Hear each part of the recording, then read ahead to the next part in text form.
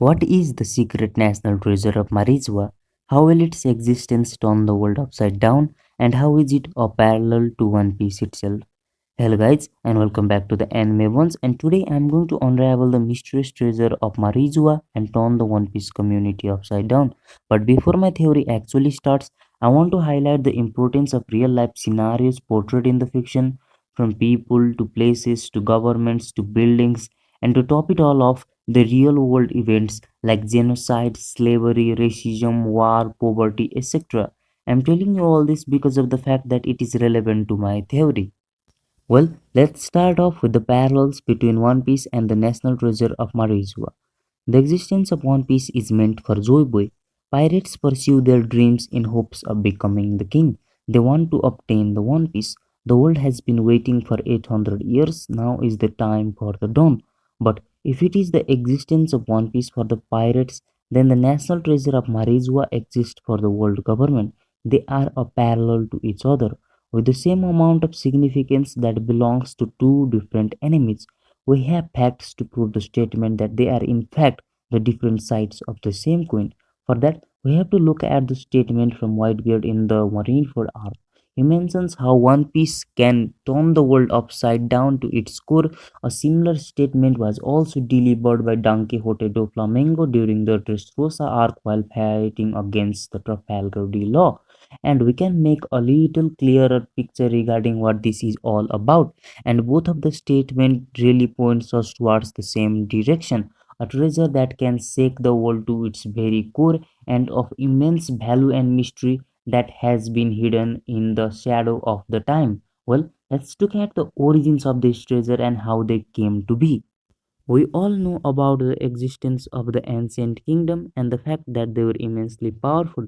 Their technologies were so advanced that would even shake the power balance of the entire world. And to all the obviousness, to stop the ancient kingdom, the 20 kings decided to form an alliance that we now know as the world government. When the war between these two happened, the ancient kingdom knew they were gonna lose. So to tell the history and make sure it will be passed on, they created Poneglyph. But how did they lose? Because Zoiboy was on the side of the ancient kingdom. Was the 20 king that did it? Was the 20 king who really defeated Zoiboy, or is there some another mystery to it? Well, this is where I come in. The national treasure of Marijua is the ancient weapon Uranus, or that hovering device on the Lulusia, cause it makes perfect sense. As we already know, One Piece is a post-apocalyptic world, and the nuclear weapons could very well exist 800 years back in time. Well, to be more precise, during the world century between 900 and 800 years. And that's what gave the world government an edge in their fight, because world government just couldn't deal with the Joy Boy alone. I mean, this is just like what happened in the World War II when the America dropped off some bombs in the Hiroshima and Nagasaki in Japan. So the big question is, was it their own technology or they took it from the ancient kingdom? Well, this is a matter that you can have your own opinion on. It's not really a definite subject, so make sure to comment down below too. It also makes perfectly ties with what Doflamingo said.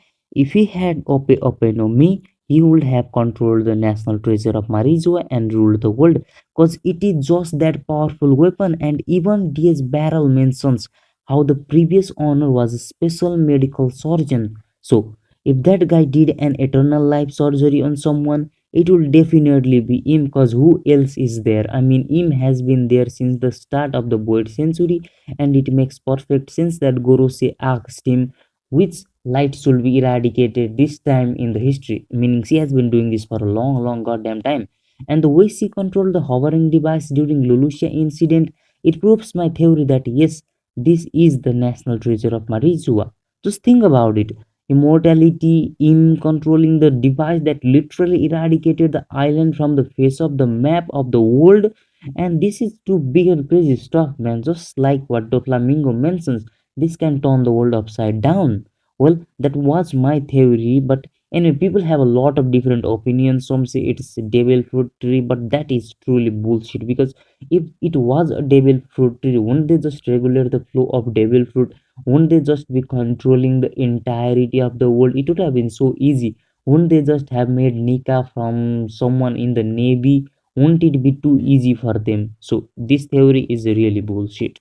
But there are many other reasons to suspect my theory, but I believe that the reasons for the ancient weapon to be the national treasure of Marizua is a pretty much definite one, because if you still have a good memory, you'll remember that world government provided with the reason for destroying Ohara, or the reason for calling a buster call on Ohara, was that they were trying to awaken the ancient weapon. I mean, this is at least what they told the entire world. So imagine when the world finds out that they were secretly using these weapons to do the same task, that is destroying an entire island with thousands and thousands of people in it. If this information comes into light, it's not a pretty picture for the world government, and this also makes perfect ties with what Doflamingo said. If its existence comes out in the open, then the entire world will be shaken to its very foundation. Subscribe.